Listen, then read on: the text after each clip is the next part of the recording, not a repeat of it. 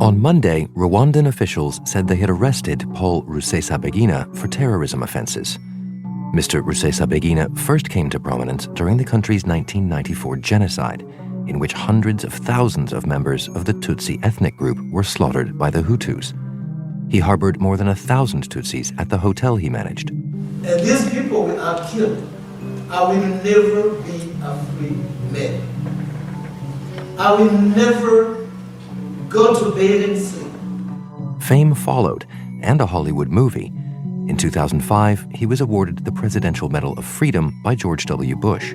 The United States honors Paul Rusesabagina for his spirit and bravery in defending and caring for his fellow man.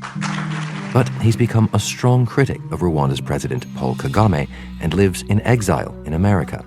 All of those people who advocate for human rights, for our rights, are put in prison. Now, the head of the Rwanda Investigation Bureau has accused him of being the leader and sponsor of extremist terror outfits. So this was a big shock, not least to his family, because they were all under the impression that he was safely at home in San Antonio in Texas, where he is usually based. Michela Wrong writes about Rwanda for The Economist. They hadn't realized until very late in the day he had let them know that he was flying to Dubai for a meeting. They say they don't know who he was meeting in Dubai. And it's unclear how he got from Dubai to Kigali in handcuffs and being charged with some very serious offences. Quite a dramatic story then for so well-known a figure from Rwanda. I think it would be fair to say that Paul Rusesabagina is probably, after Paul Kagame, the president of Rwanda, he's probably the most famous Rwandan outside the country, the best-known Rwandan in the West. We have been abandoned. There will be no rescue. We can only save ourselves. Which is largely thanks to the film Hotel Rwanda, in which Don Cheadle stars, which focuses on the remarkable role he played during the genocide of 1994, in which he, as the acting manager of the Hotel Mille Collines, which is a landmark in Kigali, gave refuge to 1,200 Rwandan Tutsis who knew that they were quite likely to be massacred on the streets by the Hutu extremist militiamen who were rampaging through the city. And they gathered at the hotel, and he kept them in the hotel and sort of made sure that, you know, when the militiamen and the army generals who were responsible for the 1994 genocide came knocking at the hotel doors, he would cajole them, he would sort of buy them off with the best cigars and the best scotch, and he had crates of beer in his office. And he was someone who was on good terms, partly because he was a Hutu. He was from the majority Hutu ethnic community, and so they thought of him as one of their own. So he would ostensibly have been on the pretty much in the same camp as the people who ended up ruling Rwanda. How has he seemingly now ended up on the wrong side of them? I think this happened quite soon after the genocide. He was this Hutu manager who'd acquired a very high profile abroad, but he was never quite as popular at home. And he became an advocate for human rights. He also became a critic of the government.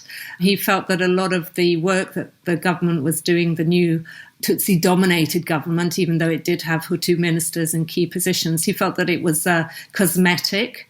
When there were multi-party elections, he sort of pointed at the sort of rather unbelievable results showing that Paul Kagame had won, you know, election figures that went into 90% and higher, and sort of said, these are ludicrous results, they can't possibly be credible.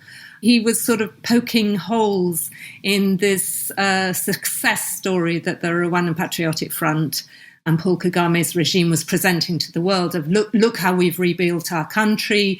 And let's not forget that Paul Kagame got a lot of aid from the West because of that very successful image that he'd created of a progressive country that had put an appalling trauma behind it.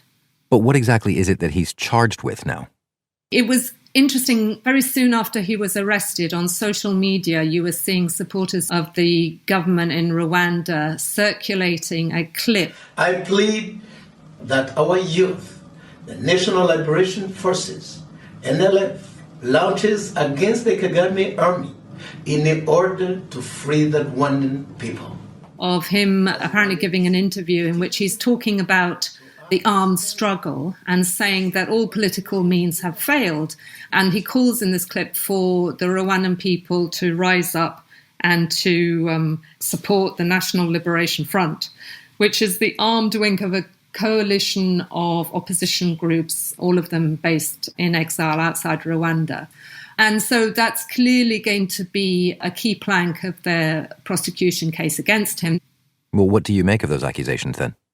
It does seem that he had gone on a trajectory. I've spoken to his family, I've spoken to his son, and the son is adamant. He said, look, the guy is not a terrorist. He didn't know how to handle a gun. He would never call on someone to take up a gun and kill someone else. He's just a human rights campaigner and someone who had a voice and expressed himself, and that's just not tolerated in Rwanda today.